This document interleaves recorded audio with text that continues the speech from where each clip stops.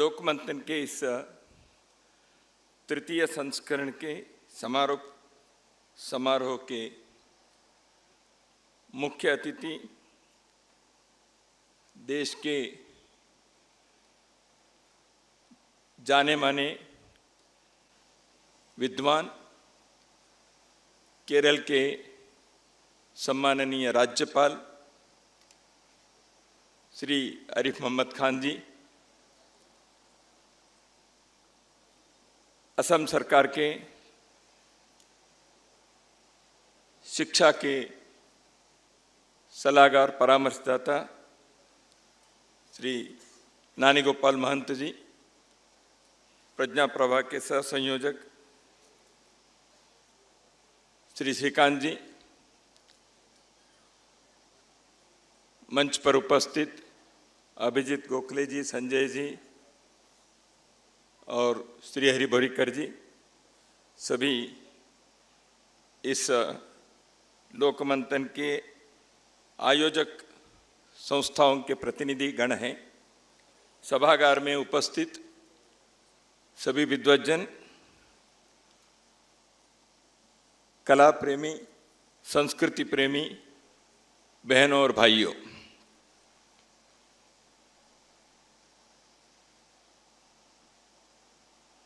मैं 3 दिन से इस लोकमंथन के तृतीय आवृत्ति में 3rd एडिशन कहा गया है, इसमें मैं उपस्थित हूँ। उद्घाटन कार्यक्रम से मैं कई सत्रों में रहा हूँ और लोकमंथन के तीनों संस्करणों में भी रहा हूँ, भोपाल, रांची और गुवाहाटी में। और अभी तक इस विषय का मैंने टालता रहा था, लेकिन इस बार मैं दबाव के मजबूरी में आ गया, इसलिए मंच पर आया। वैसे 3 दिन से लोकमंथन के इस वर्ष के जो मुख्य विषय वस्तु है, थीम है लोक परंपरा, इस संदर्भ में इतने सत्रों में, इतने आयामों में सुनने के पश्चात, विचार मंथन होने के बाद अब मेरे लिए कुछ कहना चाहिए ऐसे मेरे मन में तो नहीं है। मुख्य अतिथि महोदय के लिए एक सुविधा है, आप सत्र में नहीं थे इसलिए आपके लिए बोलने के लिए विषय रहता है। मैं सत्रों में भी रहा हूं, इसलिए कुछ भी मैं बोलूं लोग कहेंगे ये तो रिपीट कर रहा है, तो इसलिए ये थोड़ा सा संकोच और भय मेरे मन में है। लोकमंथन यह राष्ट्र सर्वोपरि ऐसे जो सोचते हैं, विचार करते हैं और ऐसे जीने के लिए प्रयत्न करते हैं, ऐसे विचारकों एवं कर्मशीलों का राष्ट्रीय विमर्श है। It is a colloquium of nation first thinkers and practitioners. जब इस विषय को, इस पंक्ति को रखने का विचार हुआ प्रथम संस्करण में, इसके पीछे एक सोच रहा है, विचार करके इसको कहा है। सामान्यतः इस प्रकार के विषयों के संदर्भ में जब बात होती है, सामान्यतः देश के बारे में सोचना यह समाज के विद्वज्जनों के, चिंतन करने वाले लोगों के, बुद्धिधर्मी लोगों के काम हैं। इसलिए विचारक लोग इस प्रकार के विषय के बारे में सदियों से बोलते भी रहे, लिखते भी रहे, चर्चा करते ही रहे हैं, लेकिन मौन रूप से जो ज़्यादा बोले नहीं, मंच से तो बोले ही नहीं, लेकिन राष्ट्र के आत्मा के अंतःसत्व को सुदृढ़ करने का, मजबूत करने का, उसको चैतन्य युक्त बनाकर रखने का, उसको पीढ़ी दर पीढ़ी वह चलते रहे इस प्रवाह को अक्षुण्ण रखने का प्रयास जिन्होंने अपने जीवन में किसी भी प्रतिफल के आकांक्षा न करते हुए जिन्होंने किया, ऐसे लोगों को भी इस प्रकार के आयोजन में प्रमुखता से जोड़ना चाहिए। यही एक विचार सोचकर राष्ट्र सर्वोपरि विचारक एवं कर्मशीलों के राष्ट्रीय संविमर्श, ऐसे इसको कहा गया। मित्रों, हम जानते हैं जिस लोक परंपरा के संदर्भ में इस बार के विषय हुआ, पिछले बार भी रांची में भी कई इस प्रकार के विषय हमने चर्चा की थी, तो उसमें जो विषय अभी यहाँ 3 दिन हम लोगों ने मंथन किए हैं, जीवन के हर आयामों के बारे में लगभग कुछ न कुछ कहने का प्रयत्न यहाँ के विद्वान लोगों ने किया है, और इसका प्रकट करने वाले कर्मशील लोगों के कई प्रकार के कृतियाँ मंच पर और इस परिसर में वह प्रकट होते रहें, प्रस्तुत होते रहें। समाज में ये 2 अलग अलग नहीं हैं। लोग सामान्यतः फोक इस शब्द से जो इसका अनुवाद होता है वह नहीं है, इसे लोक मंथन ने पहले कहा, इसलिए एक पुस्तक के रचना भी इस लोक मंथन से पूर्व प्रकाशन के रूप में हम लोगों के प्रस्तुत आया ही था, लोक बियॉन्ड फोक।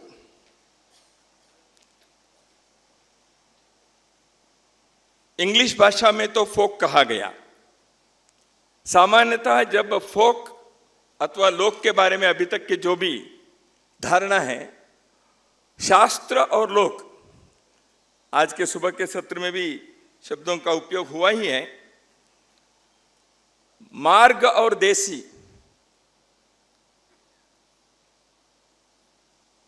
शिष्ट और साधु अथवा सामान्य लोगों के, साहित्य के संदर्भ में कहना है तो लिटरेरी एंड कोलोक्वियल, ग्रांथिक और वाचिक, इस प्रकार के एक दोनों के बीच एक अंतर है, ऐसे कहने का प्रयास बहुत बार चर्चा में, विचार गोष्ठियों में, सेमिनार्स में, साहित्य के भिन्न भिन्न लेख प्रलेखों में हम देखते हैं। क्या वो ठीक है? समझने के लिए एक क्लासिफिकेशन करना अलग बात है, लेकिन ये दोनों भिन्न हैं, परस्पर विरोधी हैं अथवा समांतर रूप से चलने वाले हैं। ये एक विचार कई बार लोगों के मन में आने जैसे व्यवहार और विचार के प्रस्तुति होते हैं, परंतु बहुत लोगों ने इस विषय में क्या कहा है,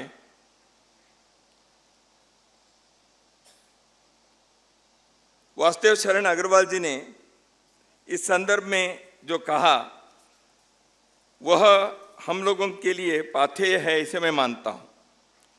लोक अपने जीवन का सागर है जहां अतीत वर्तमान सभी मिल जाते हैं, और लोक यह राष्ट्र के चैतन्य स्वरूप है। लोक के राष्ट्र की जो लोकाभिव्यक्ति है, राष्ट्र की जो लोकाभिव्यक्ति है, वह कई बार ओझल हो जाता है जब मार्ग और देसी, लोक और शास्त्र, इस प्रकार के एक विभाजन से। लोक, इसके अर्थ भी कई हो गए हैं। लोक अवलोकन, आलोक, दृष्टि, इस अर्थ से भी है। जन इस अर्थ से तो है ही, हम सब जानते हैं। इसलिए लोकतंत्र यानी जनतंत्र, लोकमत यानी जनमत, लोका समस्ता सुखिनो भवन्ति यानी सभी लोग, सभी जनता सुखी रहे। इस अर्थ से भी लोक शब्द के प्रयोग होते ही रहे हैं। लेकिन लोक का और भी एक है, चतुर्दश लोक है। तो इसलिए राष्ट्र, क्षेत्र, लोक, ये सब एक साथ प्रयोग होने वाले, धर्म जैसे कई अर्थ से धर्म के शब्द का प्रयोग होता है। धर्म लक्षण भी है, धर्म कर्तव्य भी है। आज प्रातःकाल के सत्र में मैंने भगवती जी कह रहे थे, वो एक प्रश्न के उत्तर में कर्तव्य के संदर्भ में प्रश्न पूछा गया, तो धर्म, चाणक्य के उल्लेख उन्होंने किया था। नियम, यह भी धर्म है। लक्षण, यह भी धर्म है। सत्कर्म करना, दान देना भी धर्म है। रिलीजन के अर्थ में भी धर्म है। ऐसे धर्म के कई अर्थ, कई आयाम जैसे हैं, ऐसे लोक के लिए भी कई प्रकार के अर्थ से, कई प्रकार के आयामों में इस शब्द का उपयोग हुआ है।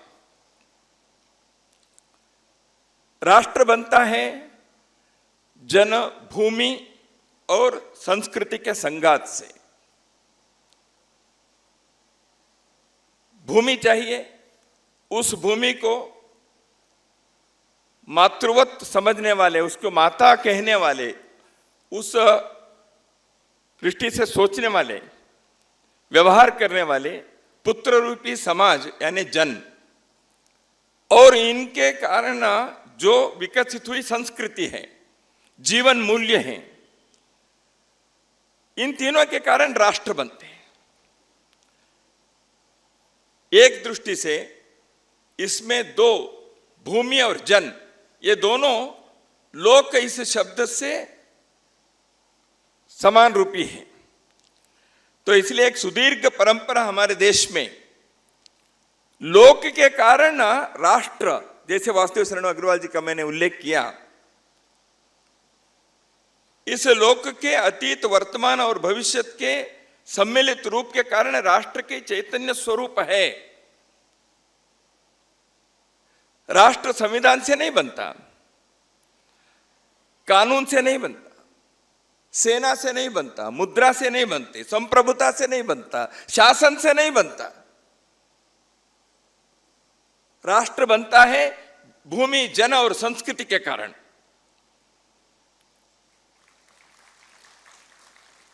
ये सब रहेंगे तो बाकी सब संविधान, कानून, नियम, सेना, मुद्रा वगैरह वगैरह वगैरह संभव है। भूमि पर जन न रहते हुए भी, एक भूमि पर विश्व में कई जगहों पर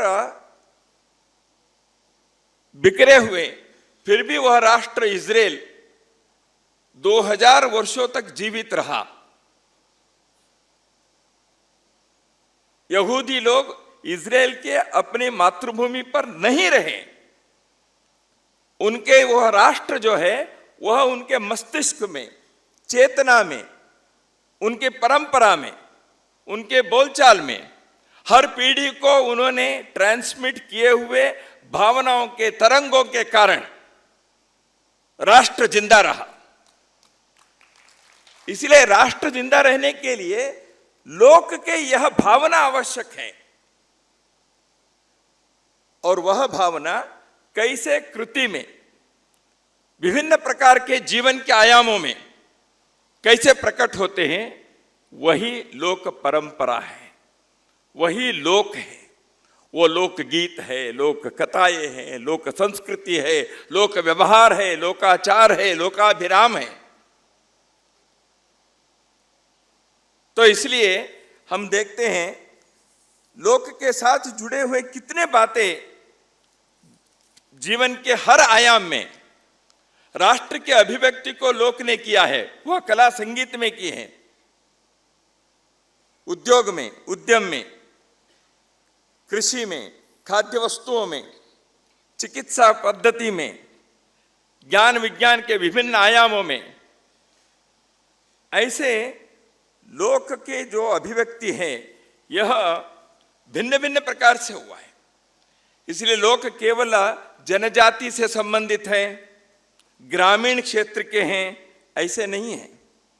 व्यावसायिक ज्ञान, पाठ्य शास्त्रीय ज्ञान केवल से नहीं, लेकिन अनुभवजन्य ज्ञान से जीवन चलाने के जो पद्धति है वह लोक है। सामान्यतः लोग कैसे सोचते हैं? जो पुराने लोगों ने अपने अनुभव से शास्त्र, पाठ्य, टेक्स्ट, बुक्स, ग्रंथ इसमें जो बना के रखा है उसी के आधार पर हमें ज्ञान मिलते जाते हैं। नहीं, भारतीय ज्ञान परंपरा में, Indian knowledge system and tradition में अनुभवजन्य, अवलोकन आधारित, प्रयोग से निकले ज्ञान केवल पाठ्य पुस्तकों तक, ग्रंथों तक सीमित नहीं रहा। इसलिए यह परंपरा सदियों, हजारों वर्षों तक चलती रही। वह राष्ट्र को सुदृढ़ किया। वह परंपरा ने राष्ट्र को जीवंत और चैतन्ययुक्त रखने में सफल हुआ। तो इसलिए इतने सदियों के बाद भी आज भी उसको हम यहां देख सकते हैं। इतने संघर्ष हो गए, इतने देश के अंदर आक्रांत आए, इतने प्रकार के राज्य बदले, फिर भी आज क्यों हैं? क्योंकि वो जीवन के व्यवहार में है, घर घर में है, बोलचाल में है। एक घर से सदियों से निकले हुए कला के जो प्रकार है वो उनके हाथों के अंगुली में है। तो इसलिए उस घर के अगली पीढ़ी के लोग उसी कला को उसी प्रकार करने में सफल हो गए। सभ्यता के यह प्रवाह, संस्कृति की यह धारा लोक के कारण यह जीवित रहा है, यह हम जानते हैं। लोक प्रकृति, पंचतत्व, पारमार्थिक, पर्व, मनुष्य की प्रवृत्तियां, इन सारे विषयों के बारे में लोक ने अपने भिन्न भिन्न प्रकार से व्यक्त करने के प्रयत्न किया है। वो गायन से किया है, गीतों से, कहानियों से किया है, वो नाट्य से, नृत्य से, संगीत से किया है, वो चित्र से, शिल्पकला से, हस्तकला से किया है। जीवन के उन्होंने उत्सव के रूप में उसको मनाया है। तो इसलिए लोक ने जीवन को कैसे बना के रखा? संस्कृत में सुबह उठने के पश्चात कहने के एक श्लोक हम सब जानते हैं। समुद्र वसने देवी पर्वत स्तन मंडले विष्णुपत्नी नमस्तुभ्यम पादस्पर्शम चवस्व में। भूमि, इसके प्रति हम कृतज्ञ हैं। यहाँ के लोकमंथन के कीनोट एड्रेस पद्मश्री सम्मानित कपिल तिवारी जी ने इसी मंच से जब किया, उन्होंने लोकमान्य माताओं के बारे में उन्होंने कहा, भूमाता, प्रकृति माता, नदी माता, गौ माता, अपनी माता, भाषा जो मातृभाषा है वह, और जगन माता, ये सप्त माताएं हैं। लोक ने इन सारी माताओं के बारे में किसी न किसी प्रकार से अभिव्यक्त करने का प्रयत्न किया है। तो मैं कह रहा था, इसलिए भूमि के प्रति संस्कृत में तो वह है ही विष्णु पत्नी नमस्तुभ्यम। मेरी मातृभाषा कन्नड़ है। कन्नड़ में एक लोकगीत के एक 4 पंक्तियां ऐसे हैं। ಬೆಳಗಾಗಿ ನಾನೆದ್ದು ಯಾರ್ಯಾರ ನೆನೆಯಲಿ ಎಳ್ಳು ಜೀರಿಗೆ ಬೆಳೆಯೋಣ, ಎಳ್ಳು ಜೀರಿಗೆ ಬೆಳೆಯೋಣ नन्नव्वा भूताय नेनेदेना। मैं सुबह उठकर किस किस को मैं स्मरण करूं? तिल और जीरा उगाने वाली मेरी मां भूमाता को मैं नमन करते हुए उसके स्मरण करती हूं। वो एक गांव की महिला, उसने समुद्र वसने देवी पर्वत स्तन मंडले इतने व्यापक रूप से नहीं देखा होगा। उसने देखा अपने खेत में तिल और जीरा ये उग रही है, ये मेरी मां है। इस भूमि माता को कल्पना वही है, धारणा वही है, मन वही है, शब्द अलग हो सकते हैं क्योंकि ये अनुभवजन्य है, टेक्स्ट से नहीं है, ग्रंथ से नहीं सीखा उसने। उसने रोज देखा मेरे खेत में वहां तिल और जीरा उग रहा है, तो क्यों? ये भूमि माता के, ये मेरी मां के कारण है, इसलिए इसको मैं सुबह उठते ही प्रातः काल उसके मैं स्मरण करूं। तो लोक राष्ट्र के अभिव्यक्ति कैसे करता रहा है, इसका एक उदाहरण बंगाल में एक खानर बचन ऐसे है। एक महिला कोई 12वीं सदी में थी, खाना उसके नाम होगा। उसने कई प्रकार के हजारों पंक्तियां उन्होंने उनके द्वारा रची गई हैं। वो कृषि के बारे में, सारे खेत के कृषि के भिन्न भिन्न प्रकार के प्रयोगों के बारे में, खाद के बारे में, गोबर के बारे में, बीजों के बारे में, कृषि कैसे करनी चाहिए इसके पद्धतियों के बारे में, कौन से नक्षत्र कौन से वर्षा में कैसे बीज बोना चाहिए इसके संदर्भ में 12वीं सदी के इस महिला ने जो खानर बचन इस लोकगीत में जो है वह आज भी एक दृष्टि से शास्त्रीय कृषि पद्धति के लिए अनुकूल ऐसी पंक्तियां हैं जो एक अनपढ़ महिला ने अपने वाणी से बनाकर रख दी। तो इसलिए जीवन के इतने आयामों में जो निकली हैं, लोग यह इतनी भूमि पर हम लोग भिन्न भिन्न प्रकार के मनुष्यों को, उनके विविधताओं को देखते हैं, अनुभव करते हैं। अभी नानी गोपाल महंत जी ने नॉर्थ ईस्ट के संदर्भ में विशेष रूप से उन्होंने आग्रह करते हुए कहा, this is the best place for celebrating लोक परंपरा। इतनी विविधता है, इतनी परंपराएं, बिल्कुल आपने ठीक कहा। लेकिन इसने अपने भूमि के बारे में अथर्ववेद में कहा गया, जन्म विभ्रति बहुधा विवाचसम नाना धर्माणम पृथ्वी यथौकसम सहस्रम धारा द्रविणस्य में दुहाम ध्रुवेव धेनु रन स्फुरंती। अथर्ववेद के इस पंक्तियों के अर्थ यह है, यह हमारी मातृभूमि नाना भाषा तथा नाना कर्तव्य करने वाले मनुष्यों को एक घर के समान, एक परिवार के समान धारण करती है। अर्थ डजंट मेक एनी डिस्क्रिमिनेशन। ये भूमाता किसी को पानी को मना नहीं करना है, लोक परंपरा है।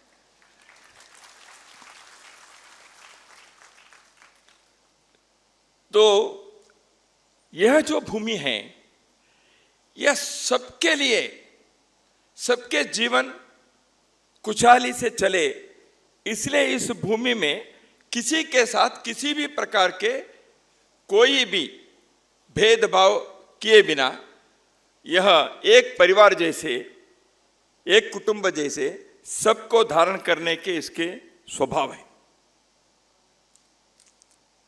यही तो वेद के इस मंत्र में कहा गया। इतनी विविधता है, इन सारे विविधताओं के बीच एक एकत्व जो है, एकता जो है इस बहुत्व के बीच, उसके प्रति लोक परंपरा ने हमेशा ध्यान रखा है। इसलिए लोक परंपरा में ये भिन्नता, यह अलग है, यह कौन है, यह अन्य है, यह भेद कभी लोक ने नहीं सोचा। तो इसलिए लोक के संदर्भ में जो हमारे आनंद कुमार स्वामी, उन्होंने जो एक विचार हुआ, शिष्ट और ग्रामीण, लोक और शास्त्र, इसके संदर्भ में उन्होंने अपने पुस्तक में लिखा कि लोक शास्त्र जो है हाईवे है, लोक जो है ये बाईवे है, शास्त्र जो है यूनिवर्सल है, लोक जो है लोकल है। इस प्रकार के जो एक भेद उत्पन्न करने के प्रयत्न हुआ है, उसके संदर्भ में उन्होंने कहा हाईवे एंड लोकल और byway cultures can be pursued at one and the same time and in one and the same environment. They are not so much different cultures ethnically of different people. एक ही ethnicity के, एक ही भाषा बोलने वाले, एक ही भौगोलिक क्षेत्र के लोगों में जिसको आप शास्त्र और जिसको आप लोक ऐसे अलग अलग रूप से कहते हो, वह एक ही समय विद्यमान होना बहुत बार अनुभव में आता है। यह आनंद कुमार स्वामी जी का कथन है। इसलिए शास्त्र और लोक के बीच के इस भेद को हमें एक दृष्टि से, दो क्लासिफिकेशन समझने के दृष्टि से करना अलग है, लेकिन राष्ट्र की अभिव्यक्ति, समाज की चेतना, मनुष्य की उन्नति, हम सबके जीवन के धर्म को निभाने का जो कार्य है, इसमें इस भेद को करने की कोई आवश्यकता नहीं है, ऐसे लगता है। तो अभी लोक मंथन के इस लोक परंपरा के जो अंतिम सत्र में हमें यह परंपरा कहते हैं। परंपरा कहेंगे तो यह हम क्या कह रहे हैं, परंपरा जो 100 साल पुराने तक था तो वो परंपरा है। आज वह म्यूजियम पीस, वह सेमिनार के विषय, वह पुस्तक के अंदर लेखों में प्रकट होने वाली बात, वह चित्रों में कहीं रहे, जीवन में उसके कोई प्रत्यक्ष स्थान है या नहीं है। यह यदि परंपरा है, उस परंपरा को अगली पीढ़ी में देते हुए अपने को उसको जीवन में प्रयोग और अनुभव करते रहना, तभी वो परंपरा होती है। जिस समाज ने इस परंपरा को रोक दिया, अगली पीढ़ी को उसको देने के लिए समर्थ नहीं बना, अपने लिए वो प्रयोग करने के परिश्रम उसने नहीं किया, वो परंपरा टूटती है और वह म्यूजियम पीस बनकर रह जाता है। अपने को तय करना है, इस लोक परंपरा को आगे बनाकर रखना है या इसको म्यूजियम में रखने लायक अपने पीढ़ी के बाद समाप्त करनी है। इसलिए लोकमंथन ने यह सोचा, विचारक और कर्मशील लोग इकट्ठे आए, इस परंपरा को जीवित रखना और अगली पीढ़ी को भी और सुदृढ़ बनाकर, और सुपुष्ट बनाकर, और समृद्ध बनाकर हम कैसे दे सकते हैं, यह विचार होने चाहिए। इसलिए जैसे कपिल तिवारी जी ने कल कहा था, लोक ने कभी राज्य के तरफ नहीं देखा अपने अस्तित्व के लिए। राज्य के सहायता से लोक अपने को जीवित रखने के, अपने को विकसित करने के लिए कभी प्रयास नहीं किया। उसने राज्य के तरफ देखा ही नहीं है। क्या आज हम कैसे कर सकते हैं? परंतु अपने समाज सोचता है सरकार ये करे, कल्चर मिनिस्ट्री ये करे, एजुकेशन मिनिस्ट्री ये करे। हजारों वर्षों से राज्य शासन से किसी भी प्रकार के सहायता के बिना जिन विषयों के बारे में 3 दिन हमने यहां मंथन किए, वो सारी बातों को हमारे अनपढ़ ग्रामीण लोगों ने लोक परंपरा जिसको हम आज सेलिब्रेट करते हैं, उसको जीवित करने का अद्भुत प्रयास उन्होंने किया। कि लोकतंत्र में यह जनता के ही शासन होने के कारण उस शासन से लोग यदि अपेक्षा करते हैं तो गलत नहीं है, लेकिन केवल उस पर निर्भर नहीं होना चाहिए, इस पर ध्यान रखना पड़ेगा समाज को। तो इसलिए लोक परंपरा को अपने अपने स्थान पर, अपने अपने परिवेश में, अपने अपने भौगोलिक क्षेत्र में वहां के परंपरा के अनुरूप विकसित करने का एक विकेंद्रित प्रयास सर्वदूर होना चाहिए। इसके लिए विश्वविद्यालय, IIT, IIMs, इसके लिए समाज के लोग, इसके लिए समाज के धनाढ्य लोग, इसके लिए सरकार भी आवश्यक मदद करे। नई राष्ट्रीय शिक्षा नीति में Indian knowledge system and tradition के बारे में विशेष आग्रह किया गया है। इसलिए भारतीय ज्ञान परंपरा और व्यवस्था के इस विशाल प्रयास में लोक परंपरा के विभिन्न प्रकार के ज्ञान विज्ञान के, कला संगीत नृत्य शास्त्र के, भाषा समाज के बारे में अध्ययन करने वाले हर प्रकार के आयाम के, इन सारे विषयों के बारे में अपने देश के विद्यालयों विश्वविद्यालयों में किसी न किसी प्रकार के पाठ्यक्रम द्वारा इन विषयों को आग्रहपूर्वक लाना और लोक के प्रति प्रतिष्ठा और लोक परंपरा को आगे बढ़ाने के लिए प्रयत्न, यह हम अगली पीढ़ी में कर पाएंगे तो मुझे लगता है लोक मंथन के यह प्रयास सफल होगा। श्रीमंत शंकरदेव ने धन्य धन्य कलिकाल जो आपने बताया, श्रीमंत शंकरदेव ने यह भी कहा था, कोटि कोटि जन्म अंतरे जहार असे महापुण्य राशि, ऋषि कदाचित मनुष्य होए भारत वर्ष्यास। इस भारतवर्ष में मनुष्य के नाते, ऋषि के नाते, विद्वान के नाते, सामान्य व्यक्ति के नाते भी हम इस भारत में जन्म लेने के अनेकों वर्षों के पुण्य राशि अपने पास है। वह पुण्य राशि के प्रवाह, वह पुण्य राशि के यह गंगा निरंतर बहते रहे और लोक मंथन के यह प्रयास, उस दृष्टि से हम लोगों को आवश्यक चेतना, आवश्यक प्रेरणा और आवश्यक कर्म करने के रास्ता मार्ग दिखाएं, ऐसे मैं कामना करते हुए मेरे वाणी को यहीं विराम देता हूं। सभी को नमस्कार।